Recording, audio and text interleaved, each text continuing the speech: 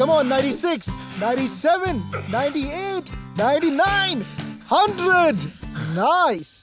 यार मुझे लगा था डेट फंड 100% सेफ होते हैं, लेकिन जब से पता लगा डेट फंड में भी रिस्क है, I am in two minds.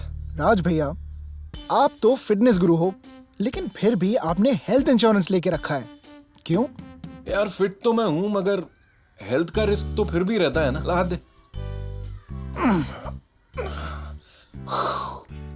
लेकिन तू कहना क्या चाहता है? यही that you do the best you can, लेकिन फिर भी आप रिस्क को 100% नहीं हटा सकते। डेट फंड्स इक्विटी फंड से लेस रिस्की तो होते हैं, लेकिन कंप्लीटली रिस्क फ्री नहीं होते। मगर डेट फंड तो इक्विटी मार्केट में इन्वेस्ट ही नहीं करते, तो कैसा रिस्क? डेट फंड्स में अलग तरह के रिस्क होते हैं, जैसे कि credit risk, interest rate risk और लिक्विडिटी रिस्क। ये तो बड़ा कॉम्प्लिकेटेड है यार। आपकी स्ट्रिक्ट डाइट फॉलो करने से ज्यादा सिंपल है, मैं समझाता हूँ। जब आपके प्रिंसिपल और इंटरेस्ट अमाउंट में किसी मार्केट क्राइसिस की वजह से रिस्क आ जाए, तो वो हो गया क्रेडिट रिस्क।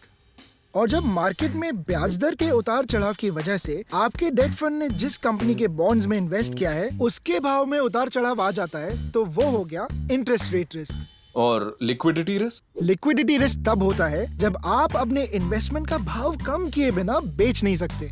लेकिन अगर आप अपनी इन्वेस्टमेंट रिसर्च सही तरह से करके किसी सूटेबल डेट म्यूचुअल फंड में इन्वेस्ट करते हैं, तब आप इन सभी रिस्क्स को काफी हद तक कंट्रोल कर सकते हैं। ओके, तो जैसे मैं अपनी डाइट और फिटनेस का ख्याल रखता हूँ, फिर भी हेल्थ का रिस्क तो रहता ही है, वैसे ही ना? वैसे ही, although debt funds are relatively safer compare to equity funds, risk तो फिर भी रहता ही है।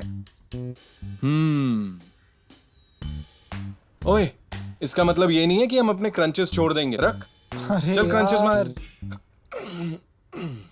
लेकिन इसका मतलब ये भी नहीं है कि आप डेट म्यूचुअल फंड्स में इन्वेस्ट नहीं करोगे, क्योंकि म्यूचुअल फंड सही है। चलो करो।